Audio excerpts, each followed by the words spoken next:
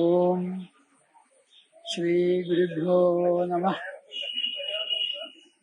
ഈശ്വരനെ അമ്മയായി കണ്ടുകൊണ്ട് ആരാധിക്കുന്ന സമ്പ്രദായം ഭാരതീയ ദർശനങ്ങളിൽ മാത്രമേ കാണാൻ സാധിക്കൂ. ഇതര മതസ്ഥർക്ക് ഈശ്വരൻ പുരുഷനെ ആവുള്ളൂ, ഒരിക്കലും സ്ത്രീയാവില്ല. പക്ഷേ നമ്മുടെ ഉപനിഷത്തുകളിൽ പരമസത്യത്തെക്കുറിച്ച്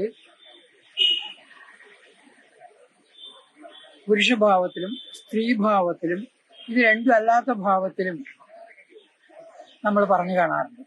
ഉപനിഷത്തുകളിലൊക്കെ പുല്ലിംഗത്തിലും സ്ത്രീലിംഗത്തിലും നപുംസകലിംഗത്തിലും ഈശ്വരനെ വിശേഷിപ്പിച്ചിട്ടുണ്ട്.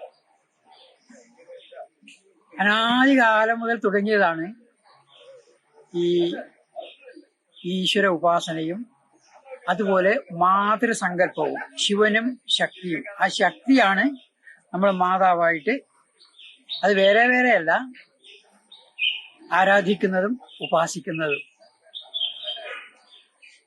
ഈ ശരത്കാലത്തെ ഈ 9 ദിവസം 10 ദിവസം ദേവിയുടെ ആരാധനയ്ക്ക്, അമ്മയെ, ദേവിയെ ജഗജ്ജനനിയായിട്ട്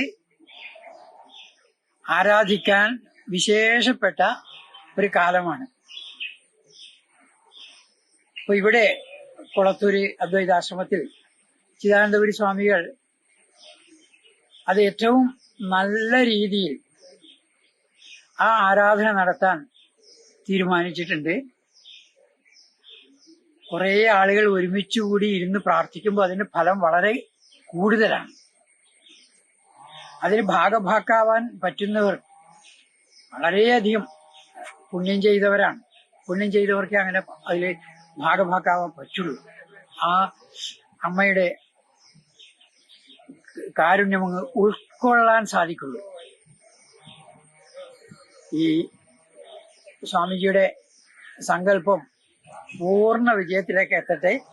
അമ്മയുടെ അനുഗ്രഹം എല്ലാവർക്കും ഉണ്ടാവട്ടെ എന്ന് ഞാൻ ഹൃദയപൂർവ്വം പ്രാർത്ഥിക്കുകയാണ്.